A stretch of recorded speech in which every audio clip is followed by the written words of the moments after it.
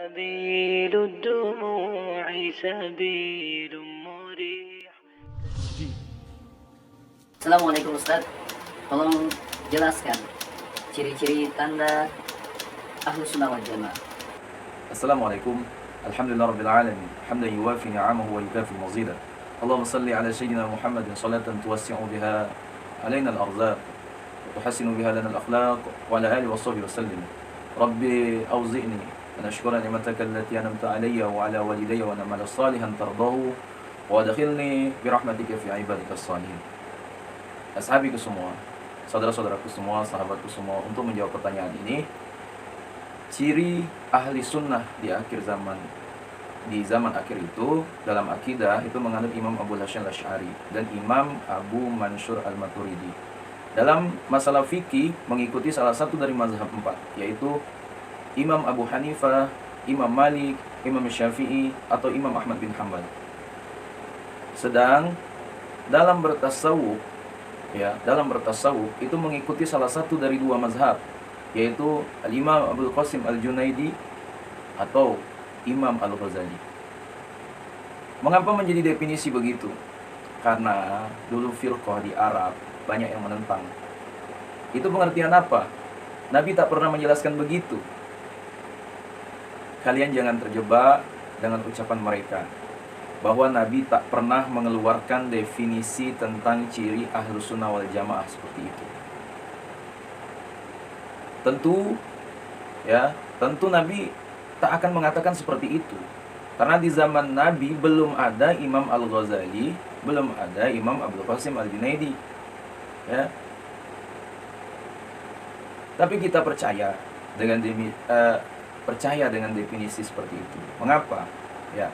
Karena kita percaya bahwa Ahlus Sunnah wal Jamaah itu orang yang seperti dikatakan Nabi, ma'ana alaihil yauma wa ashabi. Orang yang mengikuti perilaku saya, kata Nabi, dan mengikuti para sahabat saya. Ingat, Ahlus Sunnah wal Jamaah cirinya hadis Nabi sallallahu alaihi wasallam, ana wa ashabi. Alaikum bisunnati wa sunnatil khulafa'ir rasyidin al-mahdiyyin min ba'di.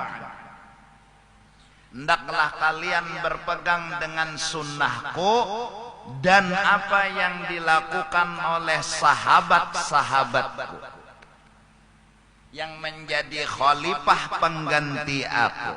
Dari karena itu Ahlus Sunnah bergelar dengan tambahan selain ahlinya sunnah wal jamaah, kumpulan dari sahabatnya Rasulullah sallallahu alaihi wasallam. Itu teks yang disampaikan Nabi.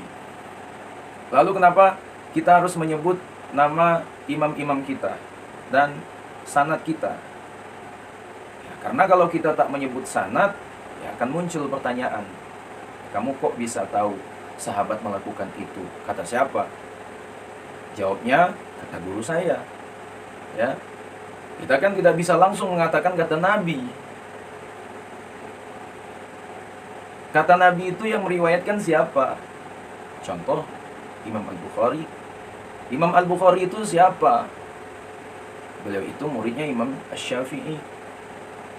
Ya, karena Imam Al-Bukhari itu periodenya setelah Imam Syafi'i. Maka kita harus hafal sanadnya Imam Al-Bukhari sampai ke Rasulullah, ya, dan harus punya sanad sampai ke Imam Bukhari. Maka perlunya tadi itu guru dan imam-imam gitu tadi. Misalkan kalian ditanya, kamu tahu Amerika? Terus kamu jawab tahu. Kok bisa tahu Amerika? Dan kamu jawab, lihat di televisi. Televisi saja kamu jadikan sanad, kok Imam Syafi'i tak jadi sanad? Ya. Ashabiku semua, contoh lagi. Misal kamu ditanya suatu hal, terus kamu jawab, Nabi itu berkata begini, jadi tak perlu ulama, harus ke Nabi saja langsung. Lah, kamu kok tahu kalau Nabi bilang seperti itu? Kata siapa? Apa kamu mau jawab lewat mimpi? Saudara-saudaraku yang rahmatullah, dan juga ajaran yang ada dalam mazhab Ahlus Sunnah wal Jamaah itu bisa kita terima secara luas karena dinilai mudah dan tidak mempersulit umat. Ya, pokoknya senang mazhab Ahlus Sunnah wal Jamaah. Ya, karena mazhab yang mudah dicerna. Ciri utama kebenaran itu mudah dipahami. Sahabatku semua, dalam mazhab Ahlus Sunnah wal Jamaah, orang masuk surga itu karena karunia dari Allah. Diceritakan, sahabatku semua, ada orang yang mempertanyakan alasan tidak dijadikannya amal sebagai pertimbangan untuk masuk surga. Lalu ditanya Allah, kenapa masuk surga? Karena tidak pernah maksiat, berbuat maksiat. Berapa lama tidak maksiat? Dia jawab 80 tahun. Ya sudah, masuk surga selama itu. Kok tidak selamanya ya Allah? Lah kata kamu masuk surga karena amalmu, ya segitu. Allah kemudian menjelaskan bahwa rahmatnya tak terbatas, maka surganya pun tidak terbatas. Setelah mendapat penjelasan ini, orang yang tadi bertanya, ya kemudian tidak mengandalkan amalnya lagi, melainkan mengharapkan anugerah dari Allah Subhanahu wa taala. Sahabatku semua, ketika Ahlus Sunnah berpendapat masuk surga karena rahmat Allah itu mudah dipahami, ya, tidak sulit, semua tergantung Allah. Tidak perlu mengkafirkan orang lain, ya. Sangat aneh kebenaran yang sampai mengancam itu, ya. Wa kullama taraqqa fil maqamat ra'a annahu ahwanu khalqillah. Dan orang Ahlussunnah wal Jamaah setiap kali naik makamnya dia melihat dirinya paling hina daripada semua makhluk Allah. Sasar batinggi pangkatnya, sasar merasa hina. Sasar batinggi, sasar merasa hina. Nang kaya itu orang Ahlussunnah wal Jamaah. Sasar batuha merasa bahina, sasar batuha merasa bahina. Nang kaya itu Ahlus Sunnah Jamaah. Kadang nang limahnya batuha, kadang lagi nang tuhanya yang udah jual lagi. Agak kebana kalau salah. Itu bukan Ahlus Sunnah itu. Ahlus Sunnah ada sasar bahebat, sasar merasa hina. Nabi Muhammad memiliki konsep tauhid atau satu Tuhan. Awalnya orang Arab banyak yang menganggap hal itu janggal. Nabi kemudian menjelaskan dengan model bertanya. Jika ada pembantu, ya, punya satu majikan dan punya banyak majikan, itu enak yang mana? Nah, saat itu orang Arab menjawab, enak punya satu majikan. Perintahnya tidak banyak, kata orang yang menentang.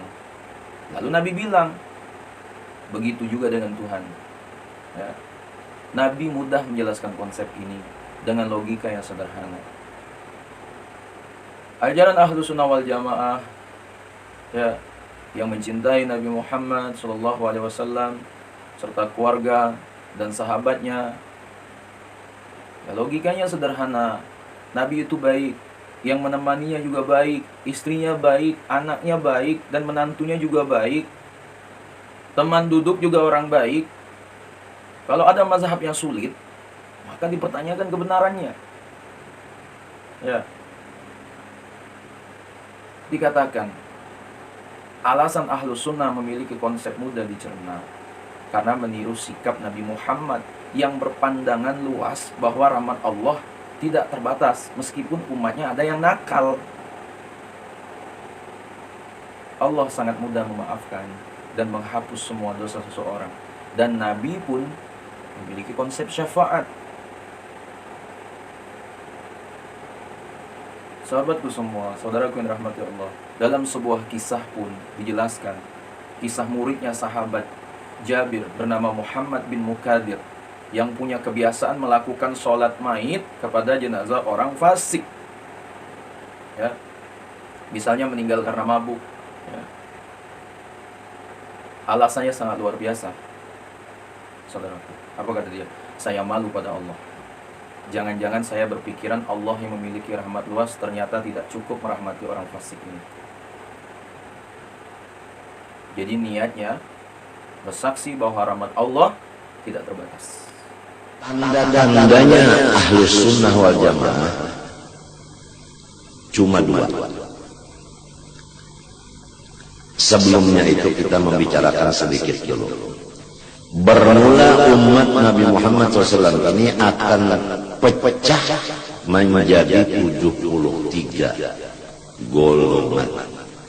Tauhid 73 golongan, fiqih 73 golongan, tasawuf 73 golongan. Tiap-tiap golongan pasti ada pemimpinnya dan ada pengikutnya. 72 ini pasti timbul. Tambah satu lagi berjumlah 73. Maka yang 72 ini masuk neraka berapa?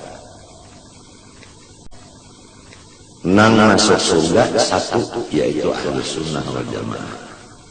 Akan tetapi nang 72 ini masing-masing mengaku unda bubuhan Ahlus Sunnah wal Jamaah. Lalu bingung karena masing-masing mengaku Ahlus Sunnah, lalu disebutkan tandanya. Nah, di dalam kitab Mujazul Kalam Syarah Aqidatul Awam tandanya dua. Orang yang 72 golongan nang bukan Ahlus Sunnah wal Jamaah, nang bakal masuk neraka. Pertama daripada dua tandanya nang 72 nang bakal masuk neraka.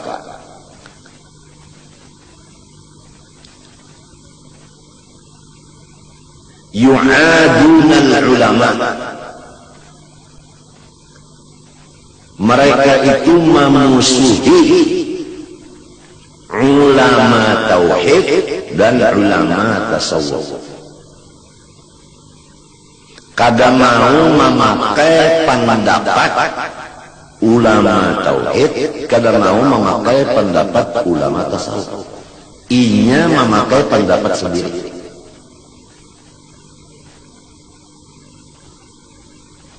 Kita Ahlus Sunnah wal Jamaah menghormati perkataan ulama, ijma' ulama. Jadi setiap golongan yang memusuhi ulama tasawuf dan ulama tauhid itu sudah satu tanda bagi 72 golongan. Yang kedua, wa yaghdhunal fuqaha. Mereka itu memarahi, menyariki lawan ulama fikih. Jadi kalau sudah ulama tauhid, ulama tasawuf, ulama fikih itu dimusuhinya, disarikinya, ya itu golongan nang 72, nang cagar masuk api neraka. Kalau mereka itu mencintai ulama tasawuf dan mencintai ulama tauhid dan tidak memarahi, tidak menyariki lawan ulama fikih, itulah Ahlus Sunnah wal Jamaah. Jadi sudah jelas. Nang penting kita dan orang di rumah kita ini apa termasuk nang Ahlus Sunnah wal Jamaah ataukah termasuk orang nang bisi sifat dua macam ini? Sudah keluar dari Ahlus Sunnah wal Jamaah. Itu yang penting biar diperiksa diri kita serumahan. Bagaimanapun pendapat kalian, semoga hal ini bisa menjadi ilmu untuk kita semua dan menjadi ittiba untuk kita semua, ya. Dan semoga apa yang saya sampaikan ini bisa membuka pikiran kita untuk lebih luas lagi. Betapa begitu luar biasanya akidah kita terus Ahlus Sunnah wal Jamaah. Wallahu a'lam. Assalamualaikum warahmatullahi wabarakatuh.